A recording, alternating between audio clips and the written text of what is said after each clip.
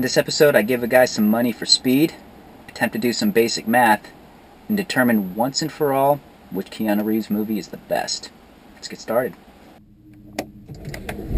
He's on the road, he's on the air. It's the Joey Mack Commute. Hey, I'm Joey Mack. Thanks for checking out another one of my morning commutes. So a couple of days ago, I came across a story on the Huffington Post where they were covering this guy, Ryan Beitz. Ryan is making it a goal in life to collect every VHS copy of the Keanu Reeves, Sandra Bullock movie, Speed. My name is Ryan Beitz. I'm chairman of the World Speed Project, and I collect all the VHS copies of the movie Speed. I have no idea why he's collecting every VHS copy of Speed. Don't know his motivation, why he selected this movie in particular, but I thought it was completely fascinating, and I felt like I just had to talk to this guy. So emailed him, scheduled a call, and he agreed to talk to me. So let's give him a call. Hello? Is this Ryan? This is Ryan. Hi. Hey, Hi. Ryan, this is Joe. How's it going, man? It's going well. How about you? I'm doing good. I'm driving home from work, so can't get much better than that. First of all, thanks for letting me call you. I know we weren't able to connect this morning, and typically I don't, call during my commute home, but for you, sir, I will make exceptions because you are that. Well, I'm flattered. You are that important. Excellent. So for the handful of people out there that aren't aware of the World Speed Project, you want to fill us in? Yeah, sure. The World Speed Project seeks to obtain every available VHS copy of the hit 1994 action-adventure film Speed, starring Keanu Reeves, Sandra Bullock, Jeff Daniels, Dennis Hopper, and Joe Morton.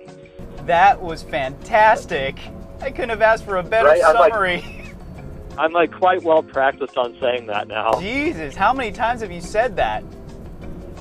Oh, too many times. I invented the saying years ago because I thought it was just funny how to have a super concise answer. Yeah. And so now when people ask me about it and I have this bizarrely concise answer, they think it's quite humorous. I love it. That was fantastic. That was so great. I contributed to your Kickstarter. So well, thank you. You're welcome. And I just got your update that you sent not so long ago saying if you want to explain to your friends why you're giving money to this ridiculous cause, here's some links. And you just had a laundry list of press that you've gotten. So aside from Huffington Post, which is where I found out about you, where else have you been featured lately? Right, yeah. So the first thing was the Vice.com article. That was the first one that came out. And then the next day, it was kind of interesting because the Vice article came out, and it was just nuts.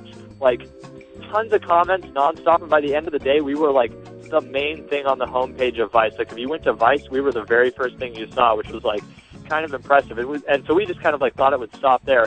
Then the very next morning, I wake up and all of the people who help work on the World Speed Project, websites and stuff, I call them my digital media interns. Yeah. All of them have called me 5 times, and I've got 15 missed calls and just tons of emails, and it's Good Morning America wants to talk to me. Every radio station I could possibly imagine wants to talk. It's just out of control. And then so I did Good Morning America. We just had to give them permission to use our stuff, and so you can see that thing up there. And then there's all these radio interviews. I just posted the ones that seem to sound the funniest up on the Kickstarter, the one at the people in Seattle. And then eventually the day after that, Art Silverman, who is the producer of All Things Considered on NPR, is calling me on my phone personally, which is so bizarre. How old a guy are you? I gotta know. I'm 26, so I've been doing it since I was 19. 26. All right, so I'm gonna do some quick math here. I'm Asian, which means I'm good at math. Come on, do math. So hold on a second. So we're at 2014 right now. You're 26 years old. So I'm gonna go 20 years old. So 2014, 10 years off of that is gonna go 2004. Then 10 years off of that is 1994. And then I'm gonna work 6 years back from that. So I'll go 90, so 88 you were born. Is that right? I was born in 87. Ah, shit. All right, whatever. Okay. No, you were like close. It's 87. I'm actually going to be 27 in like a month. So. Okay, all right, there you go. Okay, so I was right. Good for me. All right, so 87. The movie came out in 94?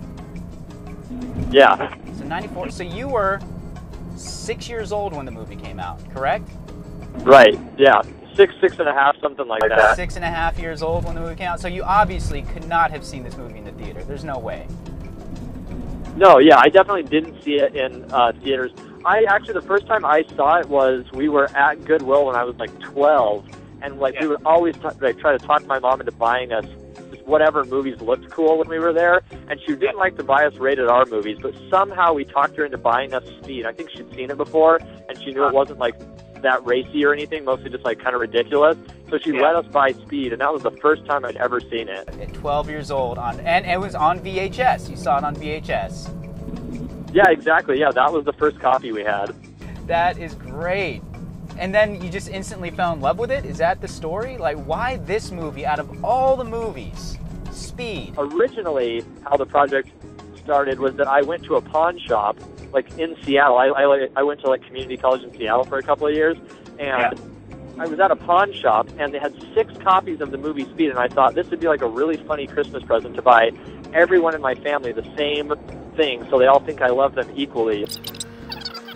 Actually, I didn't tell you about this, but this is like probably one of the more interesting things that has happened also, but this Japanese TV corporation got a hold of us and might want to do a reality show where they just follow us around, going around the country looking for copies of Speed. Oh my god, that's epic!